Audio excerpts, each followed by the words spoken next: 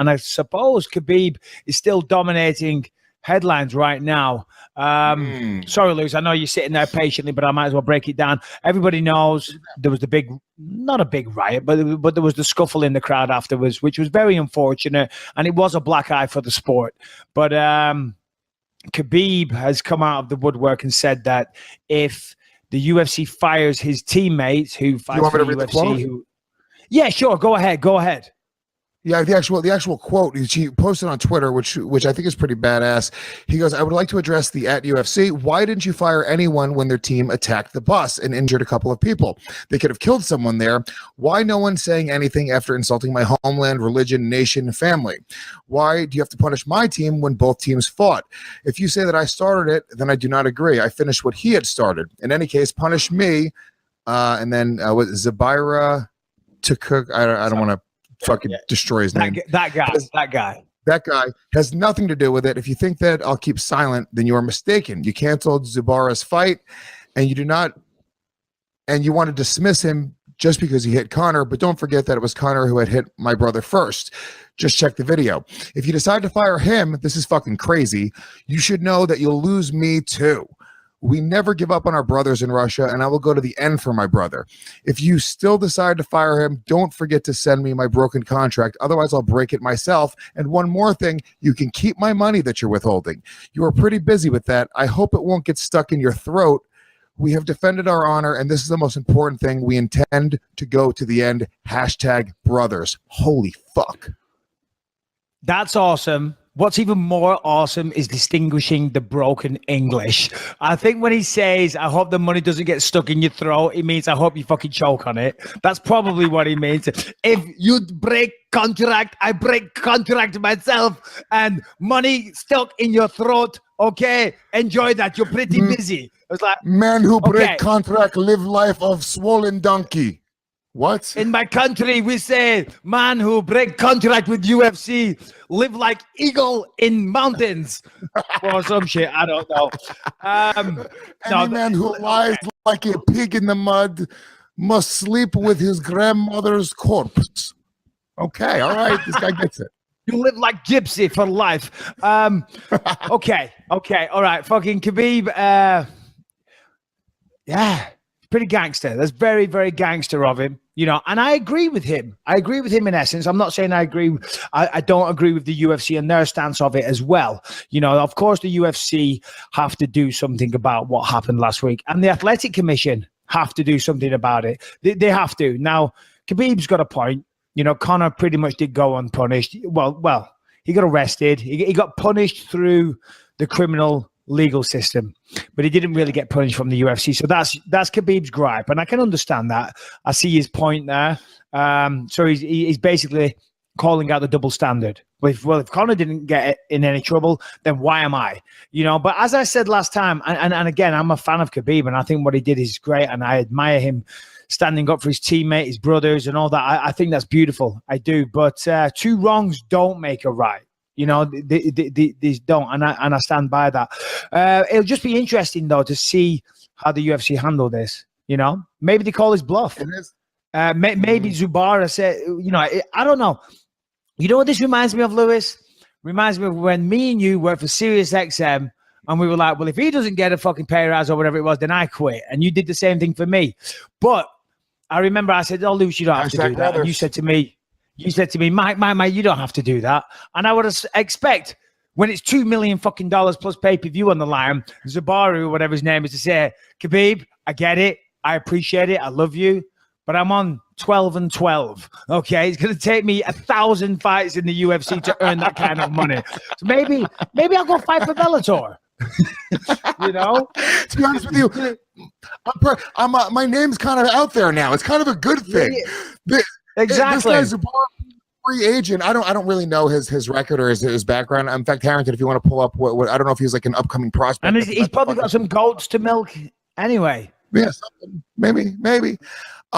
So, if here's the thing, if he's not about to set the world on fire, getting released from the UFC with his name being involved in this high profile way is by far the best thing in the world that could happen to him, because you can go fight for Bellator, you can go fight for another organization. But you know this as well as anybody else. You do not want to be banned from the UFC. You don't want that to be the end result. You look at guys who are great, not necessarily banned, but what's his name? The gentleman, 170 pounder, Ben Askren. Never just kind of fell out of grace with Dana White, talked shit publicly, was never got the opportunity. And I think he's a guy who, super, super talented. The world really never got to see what he had to offer on the largest stage. And I think guys who are competing, especially these guys who are hashtagging fucking honor and brothers, and this is really about it's more than money for these guys. I think a guy like that, probably would want to test himself against the best guys in the world. Yeah, well, I was just going to say, it's really refreshing, actually, and I know we're having fun again. Once again, that's what we fucking do on here, So if there's any Russians listening, I think we're being disrespectful. We're not. We're having fun. Get a sense of humor. I think it's really refreshing in this modern day and age where, of course, everyone's career obsessed, money obsessed. You see all these people on Instagram get after it. They're working out and they're showing off about it. Everyone's just obsessed with status and profile and money and celebrity, and I just think it's so nice and refreshing and decent to see someone like Khabib, who's on top of the world right now, to say, do you know what? I'm willing to walk away from all of that if you disrespect my brother, my teammate, my friend. And I commend him for having that attitude. I hope that he doesn't do it for his own sake. He's got a tremendous career ahead of him. He's probably pound for pound. Well, he's definitely in the conversation for best pound for pound fighter in the world. I think pound for pound best. I think when you look at his 27-0, there's never been a question about him using steroids. I mean, when you consider that, John Jones is the only other guy who I think you could really kind of make the argument for. I guess GSP, but GSP is so inactive that you can't, it's kind of difficult, right? But Khabib is the one dude who is truly undefeated. Has never lost a round. You could debate that he lost a third round against Conor, but that's still up for debate. Who else do you give it to? Well, as you just said, John Jones there is the only thing that made me hesitant to say, because I was going to say, it was in my mind, say pound for pound best fighter in the world.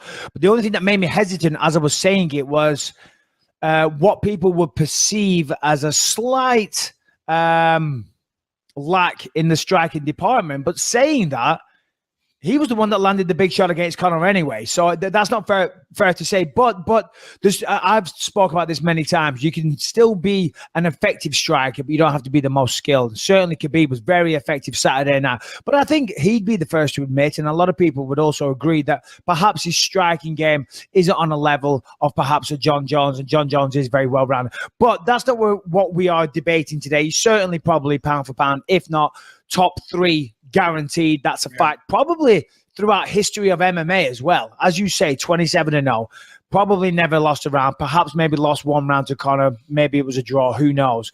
But as I say, I just think it's incredible that he's willing to do that. I really do. I hope that he doesn't. Yeah. It's going to be interesting to see how the UFC counter. It really is. Because they're in a tough position. What do you think? Of course. I mean, Conor wants to rematch, would you do? Right? How about this? This is what you're in charge. Michael Bisping is the new Dana White head N-word in charge, as they say. What would you do in this situation? Yeah, no, I'm going to tell you. I'm going to tell you a quick story right now. I was filming the movie Triple Threat in Thailand last year, right? And I met Steven Seagal. Okay. And Steven Seagal said, would you like to join me for a cigar? Yeah, I don't smoke cigars, but I'm like, fucking Steven Seagal asking me to hang out, drink some whiskey and smoke a cigar. Yeah, okay. All of a sudden I smoke cigars. Okay. So I sit down with him and his bodyguard, and we're chatting away, and he was great. He was. I know he has a bit of a bad rap, but he was very gentlemanly like. He was very engaging. He was very friendly. He wasn't trying to open up his silk robe to you or try to get you to do any scenes with him? Well, there was a lot of things that got said that will remain unsaid on this podcast, that's for sure. I was like, fucking keep your voice down, Stephen. Do not say that out loud. I've got a bad enough reputation as it is. But the point of this story is that he was talking about Donald Trump and Vladimir Putin. And he has a big status in Russia.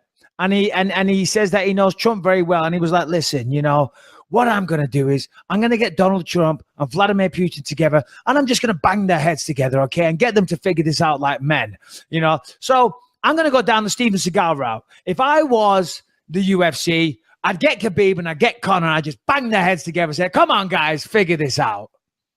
But that would have worked. That's that. It wouldn't work. That's how easy it is for world peace, according to Steven Seagal.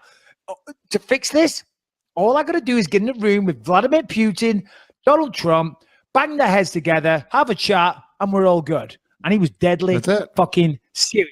Anyway, that aside, UFC can't be seen to do nothing. Although, you know, maybe they dropped the ball on Conor a little bit. I don't know. I'm not saying officially they did, but I can see an argument for that. But Conor was the biggest superstar they've ever seen and still is. But Khabib, I would say, is riding his fucking coattails pretty hotly these days. You know, Khabib definitely increased his worth so much. Even look, dude, I don't care if it's bullshit, dude. Because we've seen guys a million times over come out and be like, you know, even Conor's the king of sort of holding the UFC's feet to the fire and saying, dude, it's my way or the highway. That's Conor, right? He's the first dude who sort of like was like, oh shit, dude, they're just letting him do whatever he wants. But it was always for the business of Conor. And it was cool. Look, I love the whole Money Mayweather thing. It's like, hey, these guys are showing stacks of cash and fast cars and blah, blah, blah. But when Khabib does it for the name of his brothers and honor and for what's right and what's righteous in the world, dude, that story right there, he wins so many fans for that because there's no angle on that where you look at it and go, even if you think that he's wrong, you know, in his mind, what he's doing, even when he says like, you know, he's saying I started. He's like, no, I finished what Conor started. In his version, he's looking at it as like a man. Like Conor started this much bigger thing, and it wasn't about that incident. It was about the whole bigger thing. And I think that adds a ton of value to him. I do not see the UFC getting rid of their, you know, potentially the biggest star in the world. You know, UFC is very smart because they've recognized it's not just about North America, it's about the world. And having European stars, you were one of the first guys they tried to do it with, dude. They know that they need that, and I think that they would be stupid to get rid of Khabib. I think they're going to end up maybe suspending his boy. They're going to figure it out. They're going to work it out behind closed doors. So, by the way, I'm being very careful not to interrupt you, A, because of Rule 17, and B, because it digitizes the sound a little bit. But you're right. From Khabib's standpoint, it's about men and honor and this and that. And you know, if we lived in the olden times, if we lived in the, you know, medieval times, Khabib's completely fucking right. Because that's how it would have gone down. If you start one bit of shit, well, you said, well, you better kill me because I'm going to come back and finish it, you know? In modern times, you know, you can't, that's not how you can conduct yourself. Now, of course, people like Khabib, people like me, people that are fighters that probably would have been on the battlefield back in those days, that's how they still kind of operate in their minds, but you've got to be able to control that, you know? So whilst I